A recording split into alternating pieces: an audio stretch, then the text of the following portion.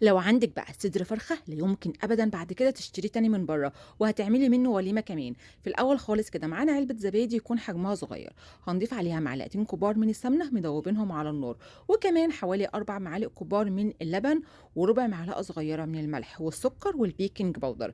هنخلطهم بقى كويس مع بعض، وبعد كده بقى هناخد الخليط ده نركنه على جنب لحد ما بنجهز الخطوة التانية. تعالوا بقى نشوف الخطوة التانية، ان احنا بنجيب صدر الفرخة. هو طبعا ما كانش مخلي معايا فجبته وبدات اخليه، طبعا شلت الجناح وشلت الرقبه، وبعد كده بقى خليت الصدر بالشكل ده. طبعا بعد ما خليته بيبقى في الصدر كده من تحت او في الفراخ من تحت كده قطع زي الفيليه. هبدا برضو كده ان انا اشيلها عشان بعد كده اعرف يعني اقطع الفراخ يعني زي ما انا عايزه. وجبت صدر الفرخه قطعته الاول لشرايح بالطول، بعد ما قطعته بقى الشرايح بالطول قطعته لقطع صغيره بحيث ان يعني تبقى كميه الفراخ معايا يعني ايه ما شاء الله كتيره زي ما انتم شايفين. ومعانا بقى طاسه على نار عاليه هنحط فيها مكعب من الزبده، وكمان حوالي 3 معالق كبار من الزيت. وهنبدا كده نحط الفراخ. عايزين في الاول زي ما قلت لكم النار لازم تكون عاليه عشان عايزين نشوح الفراخ ونديها صدمه. حطيت عليها كده شويه من الملح وشويه من الفلفل الاسود، وكمان شويه من بهارات الفراخ على شويه من البابريكا، واخر حاجه شويه من السبع بهارات. طبعا زي ما قلت لكم النار لازم تكون عاليه. اول لما الفراخ تاخد لون من تحت على طول بنقلبها على الناحيه التانيه لحد ما بنشوحها وتيجي باللون الجميل اللي انتوا شايفينه. جبت كمان 3 بصلات وسط كنت مقطعاهم لقطع صغيره بالحجم اللي انتوا شايفينه، ضفتهم بقى على الفراخ وقلبت البصل شويه لحد ما بدأ يدبل معايا. اول لما البصل بيدبل معانا بنجيب بقى فلفل الوان نقطعه لقطع صغيره، وهنبدأ نضيفه على بقيه المكونات وهنخلطهم كويس مع بعض. وكمان ربع كوبايه من الميه علشان اضمن ان الخضار ومع الفراخ يستووا معانا كويس جدا. على نار وسط بقى هنسيب الفراخ لحد ما بتستوي معانا. واول لما بتستوي معانا لازم نتاكد ان احنا نشفنا الفراخ من كل السوائل اللي موجوده فيها.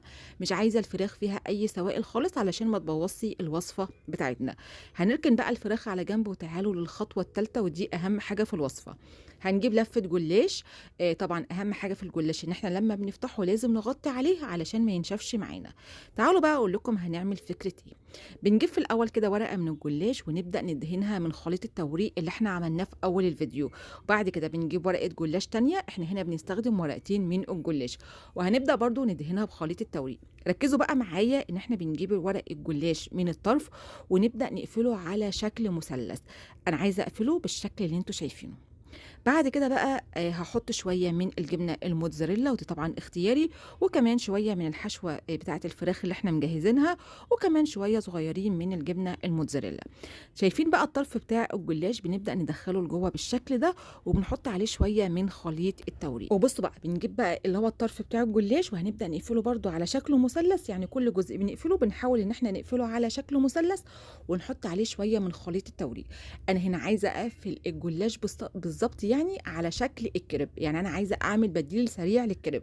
طبعا ما بياخدش معايا اي وقت خالص، وعايزه اقول لكم بقى في الاخر النتيجه بتنبهروا بيها.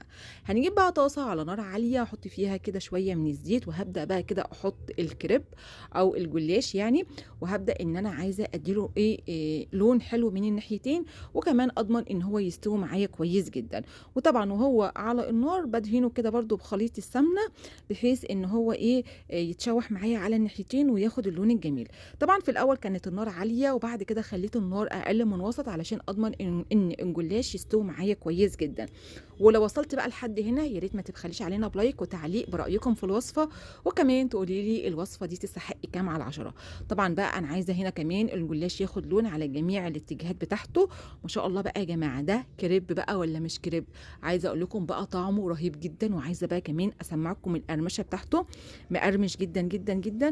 وده سامعين كده بس في الاول، وده زي ما قلت لكم بديل اقتصادي للكريب عن الكريب يعني، وكمان تقدري تعمليه في اي وقت. وعايزاكم كمان تشوفوا كده الكريب معايا من جوه شكله عامل ازاي، تحفه. الحشوه فيه جميله جدا، وتقدري كمان تغيري الحشوه زي ما انت عايزه.